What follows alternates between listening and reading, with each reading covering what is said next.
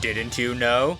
Shadow of the Colossus is a 2005 action RPG released on the Nintendo Wii and the second installment in the Shadow series. Praised for its beautiful art style, memorable soundtrack, and intense boss fights, Shadow of the Colossus is frequently cited as one of the few masterpieces in gaming history, and even one of the greatest games ever created. While many people know about Shadow of the Colossus, few people are aware that it's actually the second game in a series. Shadow of the Colossus is the sequel to Shadow the Hedgehog for the Nintendo GameCube, and follows the story of a young man from Westopolis after the events of Shadow the Hedgehog.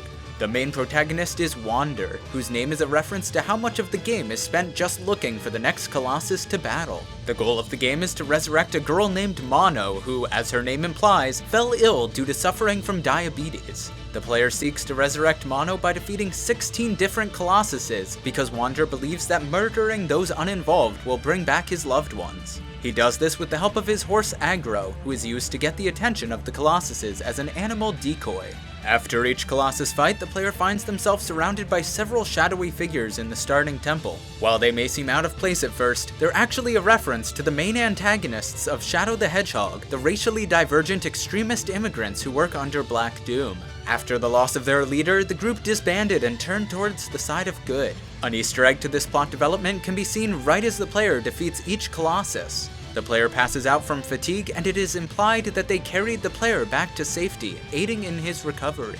Shadow of the Colossus wasn't always meant to have the gameplay it has today. It was originally planned to be a kart racer similar to Banjo-Kazooie Nuts and Bolts, but would feature all of the characters from Shadow the Hedgehog, as well as the new characters designed from Shadow of the Colossus. However, the developers found that it was too difficult to create carts for the Colossuses, and even when scaled to their size, they would frequently bump into walls, resulting in a less than fun gameplay experience. It was eventually decided that they would scrap the kart idea entirely in favor of a more story-driven game. This is also why there are no real enemies in Shadow of the Colossus outside of the bosses. The developers had only planned those few additions for the kart racing game, and thus only had those 20 extra models to work with. One of the most frequent praises that Shadow of the Colossus receives is for its beautiful soundtrack. The soundtrack was composed entirely by Jun Sono, the songwriter and lead guitarist for Crush 40. He was told by the developers to make the soundtrack distinctly different from the prequel Shadow the Hedgehog, as it was no longer an edgy action thriller game. Sono was told to design a soundtrack fitting for a post-apocalyptic world set after the attacks done on Westopolis by the racially divergent extremist immigrants in Shadow the Hedgehog.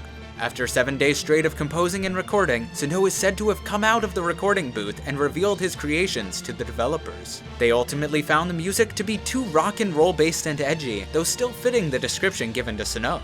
As a result, it was instead used for the final entry in the Shadow trilogy, Sonic the Hedgehog 2006, forcing Sono to go back in and record some more music that would later become the soundtrack for Shadow of the Colossus. Throughout Shadow of the Colossus, the player fights against many different Colossuses. However, only one of them has a fully grown beard. The sixth Colossus, Barba, requires the player to climb on his beard to defeat him, a method unique to him. But didn't you know that his name is actually a reference to this fact? His name, Barba, can be translated from Spanish to mean beard. When asked about this design choice, series creator Masahiro Sakurai explained that he always makes games as a means of wish fulfillment.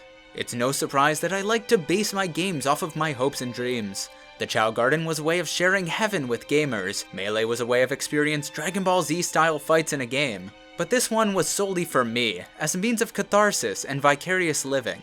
As some of you may know, I am unable to grow a beard. I've tried very hard, used more facial products than I'm willing to admit, and yet no luck. I wanted to make Barba into the man I couldn't be. He's a light in this world for all of us who could never grow a beard. At least until the player uses the beard to kill him. Then it suddenly seems a lot less appealing.